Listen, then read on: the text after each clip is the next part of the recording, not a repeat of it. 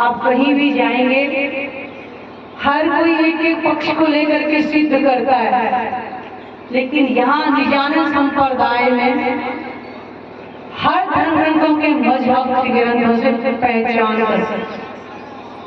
ये जो माला में जो पहन रही है, अगर ये इसमें प्रोई ना होती तो क्या कहते हैं? माला कहते हैं, मोती कहते हैं? बताओ जल्दी। मोती कहते हैं ना। जब ये धागे में प्रोई तो माला कही नहीं।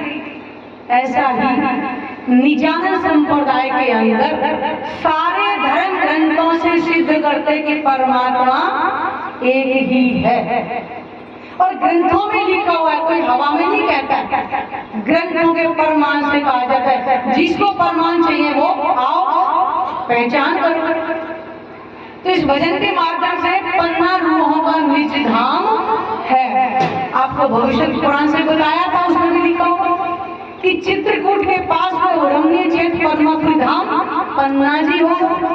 सुंदरी तंत्र ग्रंथ में भी लिखाया है कि किलकला नदी के पास में वो इंद्रावती सखी अपना नूरी झंडा लगाएंगी। मध्य प्रदेश पन्ना जी में कोई ज्यादा दूर भी नहीं है। ग्रंथों में नहीं लिखा हुआ था, बता रहे हैं तो उसमें लिखा है पन्ना रूहों का निज धाम है। सब रूहों को वहीं पर जाना पड़ेगा। इस संसार में ब्रह्म आत्मा खेल देखने आई, वो भूल गई कि हम परम धाम की रहने वाले हैं। लेकिन प्राणनाथ जी ने घर घर जाकर के विक्रम संवत 1722 से तो जागरण यात्रा चालू हो गई। उससे पहले भी बताते थे धर्म ग्रंथों से, लेकिन जागरण यात्रा प्राणनाथ जी ने विक्रम संवत 1740 से शुरू कर, कहाँ से? दीप बंदर से। और विक्रम संवत 1740 में कहाँ पहुंचे थे? पद्मापुरी धाम पन्ना जी में पहुंच गए थे। ये धर्म ग्रंथों के आधार पर कहा जा रहा है। जिन जिन ब्रह्म आत्माओं ने पहचान कर ली, उनकी आत्मा तो विराजमान हो ही जाएगी प्राणनाथ जी के चरणों में, उनका जीव भी वहीं पर चरणों में अखंड हो जाएगा। तो उसके लिए क्या है? पन्ना रूहों का निज धाम। यानी इस संसार में जो परम धाम आ गया वो पन्ना जी को कहा है। पन्ना परम धाम देख करके प्रणाम दे। वहाँ रूहों को जाना पड़ेगा। हर ब्रह्मात्मा इस संसार का खेल देख करके अपना तन त्याग करके पन्ना जी में ही जाएगी और कहीं इसका ठिकाना ही नहीं। फिर है वहाँ जाकर के सब रूहों को देखो सजदा बजाना पड़ेगा। यानी कि जो भी ब्रह्मात्मा इस संसार के खेल से निवृत्त होती चली जाएगी, वो सारी वहीं बैठ जाएंगी। जब तक 11,999 खेल देख करके पन्ना जी में बैठी हुई है, अगर एक भी रूह खेल में है तब तक ये ब्रह्मांड दिखाई दे रहा है। और जिस दिन उसका भी खेल समाप्त हुआ उसी क्षण महाप्रलय है। वाणी में लिखा हुआ है कि प्रलय के लिए कोई हमें सामान नहीं उठाना, कि बाहर की आंखें बंद हो जाएगी और अंदर की आंखें खुलेंगी। यानी कि हमारे ज्ञान चक्षु से अंतर्दृष्टि जब खुलेगी परमात्मा का दर्शन होगा। और जिन जिन जीवों ने जैसा जैसा कर्म किया है उसके अनुसार उनको भविष्य मिलेंगी। यह है रूहों का मिला जो पन्ना जी में होगा। प्राणनाथ जी ने बहुत बारीकीला को ढांप कर रखा है, क्योंकि कुछ लोग तो पहले प्राणनाथ जी जब जागरण यात्रा के लिए गए थे तो उनको बोलते थे इन्होंने अपने ऊपर टोना किया हुआ है। कभी कोई कहते भूलकी डालते हैं। अरे जिनकी घर की बात होगी वही तो पहचान पाएंगे। उन्होंने तो बहुत लोगों को बताया था। कितने पहुंचे थे? 5000, केवल 5000। और उन्हें कितने थे? 3500 इस सृष्टि और 1500 जीव सृष्टि। 3000 की 500 ब्रह्म सृष्टि थी और 15 सृष्टि, 3500 जीव सृष्टि। बताइएगा कितने लोग पहुंचे? तो जिनका ठिकाना होगा, जिन्होंने मांगा होगा वो सुने, उनको कहते कि मोहम्मद साहब ने बोला ना हमें उठाइयो मेहंदी के जमाने में। मेहंदी का मतलब वो पूर्ण परमात्मा भाषा के कोई कि उनके समय में हमें भी मनुष्य तन मिले ताकि उनका सानिध्य कर सके। आगे कह रहे कि माया बलवान भी है तो क्या रोड़े अटकाएगी तो क्या। अगर ब्रह्म आत्मा को अगर पहचान हो जाती है अपने धनी की, अपने घर की, तो माया कुछ भी नहीं बिगाड़ सकती। माया भी दूर खड़ी देखती है। वाणी में आपने दिखाया ना, माया का प्रकरण आता है, देह का प्रकरण आता है। माया भी जब भी अटैक करती है जब वो कमजोर हो जाए, जब वो राज्य का बल लेती है तो माया भी आड़े नहीं आती है। दज्जाल सदा कहां पर सुना है ना, अभी तक में कहते हैं दज्जाल का माया वो भी दूर ही खड़ी रहती है कि अब तो मेरे हाथ आने वाली नहीं है। माया भी कुछ नहीं बिगाड़ पाएगी ब्रह्मात्मा। माया फुल साइल भी तो है क्या? आपने देखो ना भीतर के कारण तीन महात्माओं को पर्सन दिखा देते हैं, मुझे जो भूत नगरी से वो निकलते हैं। एक बाबा है वो सीधे निकल जाते हैं, दूसरे होते हैं वो लेने की सोचते हैं, वो भी निकल जाते हैं पहले वाले देखे, और तीसरे तो कमल को हाथ लगाए देते हैं, भूत बन जाते हैं। तो पहली कौन सी थी? ब्रह्म सृष्टि। तो कह रहे ब्रह्म सृष्टि के अगर माया कितना भी उसको भ्रमित करे लेकिन वो नहीं होगी। तो कहा ना माया फुलसाए भी तो है क्या, वहां रूहों को जाना पड़ेगा क्योंकि उसे पहचान होगी कि परमधाम की ब्रह्मात्मा। बिछड़ी रूहों का मेला भी है। पहली बार ब्रह्मात्मा को कहां उतारा था? ब्रिज के अंदर। और आज की बार राज्य ने क्या करता? अब की बार मैंने तुम्हें ब्रिज में उतारा है और कलयुग में ऐसे उतारूंगा जैसे छींटा अलग पड़ता है, ब्रह्मांड पूरे ब्रह्मांड में उतारूंगा। उनकी जाति पाति अलग होगी, वेशभूषा होगी, जिनके धर्म मजहब सब कुछ अलग होंगे और भूल जाओगी। तो वही किया उन्होंने। अब राज्य ने बिछड़ा भी दिया, भुला भी दिया, लेकिन अब उन्होंने मिला भी दिया।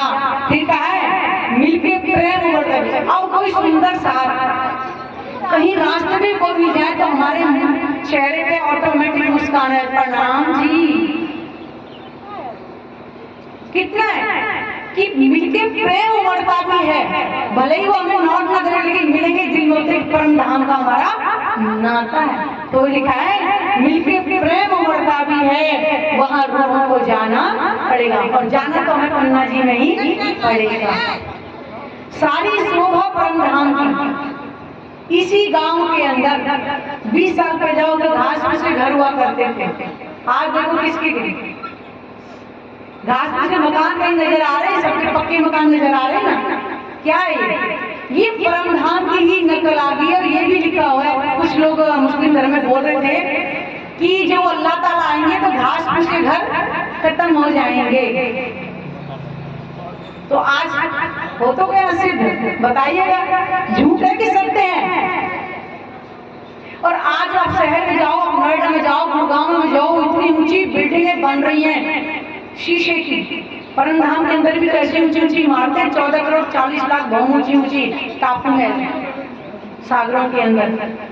80 महाबलियां उनकी 14 करोड़ 40 लाख बहुत ऊंची है। तो वही कई सारी शोभा परम धाम की ऊपर आइए देखो, यही परम धाम की नकली राज्य निकाली। जबराइल सजा दो जन्नत को, वो आत्माएं शहर को आने वाली है।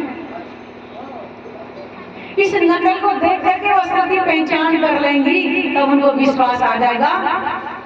तो आता है परम धाम की नकली तो उतनी संसार के अंदर।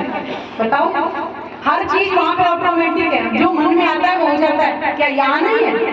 20 साल पे जाओ, आज बटन दबाते ही मशीन चलने लग जाती है, अपना कपड़े धो देती है, अपने आप ही सारे काम हो जाते हैं। और शहर में तो फिर मशीन बटन दबा दो, सूख के भी अपने आप ही निकल जाते हैं। क्या ऑटोमेटिक बटन खोलो, लाइटर जलाओ और अपने आप ही गैस जल जाती है, चूल्हा भी जलाने पड़ता। क्या ऑटोमेटिक हर चीज तो है? बताओ कि कुछ भी नहीं करना पड़ा। तो परम धाम की निकलते हैं, जो मन में आता है वही हो जाता है। सारी शोभा परम धाम की उतर आई। देखो मतलब जिसको है दीदार की, जिसके अंदर परमात्मा का दर्शन करने की तलब लगी, उसको यही दर्शन मिलेगा। तभी क्या लाग वाली कुछ और ना देखे पिंड में मांडव को हैरी नहीं, वो तो खेले पार पियासो देखन को तन सागर माही। जिस परमात्मा को अपने धनी से प्रेम हो जाता है, ना उसे शरीर की सुधरती ना संसार की। पागल नहीं होती है, कहने का मतलब उसको हर चीज प्रेममयी लगने लगती है। उसे पता ही नहीं चलती घर गृहस्थ कैसे चल रही है, सुख दुख से परे कैसे हो जाती है। माया कुछ नहीं बिगाड़ती, ब्रह्मात्मा का राजी ने वाणी बताया कि हाथी चींटी के पैर से बंध गया। अब आश्चर्य वाली बात है कि चींटी को इतनी छोटी भूख मत उड़ जाएगी, हाथी को कैसे बांध लेगी? तो राजी ने कहा ना वाणी के अंदर कि ब्रह्मा को ही समझ पाएंगे। कहने का मतलब है कि हाथी कौन है? ब्रह्म सृष्टियां, ब्रह्म आत्माएं, और चींटी कौन है? माया। वो माया में इतनी लिप्त होगी, वो भूल गई और उनकी मजबूरियों में इतना गुप्त हो गई कि भूल की परम धाम की परमात्मा है, जो एक इशारे पे अक्षरों करोड़ों ब्रह्मांड बना कर मिटाते हैं, वो हमारे दर्शन के लिए हड़बड़ा रहे हैं। बताइए, करोड़ों ब्रह्मांड एक पल में मिटा देते अक्षर बन, और वो ब्रह्म आत्मा के चरण रजमान इस संसार में आके उनको लीला दिखाई ना ब्रिज के अंदर राजी ने, तभी तो अंतर ध्यान हो गए थे, ताकि अक्षर बन भी मगन होगी, ब्रह्मात्मा में मगन होगी, रास में एक पहचान कर लगे तुम किसके साथ खेल रहे हो। अक्षर को शुद्धि तुम परम धाम में नहीं हो, योग माया के ब्रह्मांड में, और आत्मा को शुद्धि कि तुम मेरे साथ नहीं खेल रही हो। तब आए दूसरा नया श्रृंगार करके, तब पूछा था पूरी रात कैसा लगा वृंदावन, कि आपकी लपटों के समान, क्योंकि अंतर ध्यान हो गए थे कि अब कहाँ है, अब ले चलो जहाँ एक पद है, तब ले गए परम धाम। बताइए कितनी भारी महिमा आत्माओं की, और आज पहचान ही नहीं पा रहे अपने लेवल पर।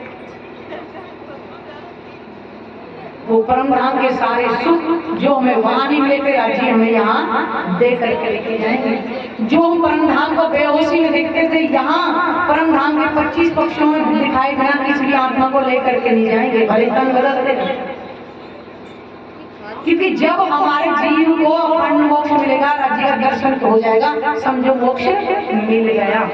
तन चाहे और 4 साल 10 साल बाद छूटे। इसीलिए कह रहे हैं कि तलब जिसके अधिकार की पिया दिल में बसाना पड़ेगा। देखियो, भजन के माध्यम से भी राजी बता रहे हैं कि मुझे दिल में बसाना ही पड़ेगा, और कोई उपाय नहीं है। और उसके लिए कुछ नहीं, वाणी मंथन और सिद्ध बनी, इसके अलावा उसको करने की आवश्यकता ही नहीं। बोलो श्री प्राणनाथ प्यारे की।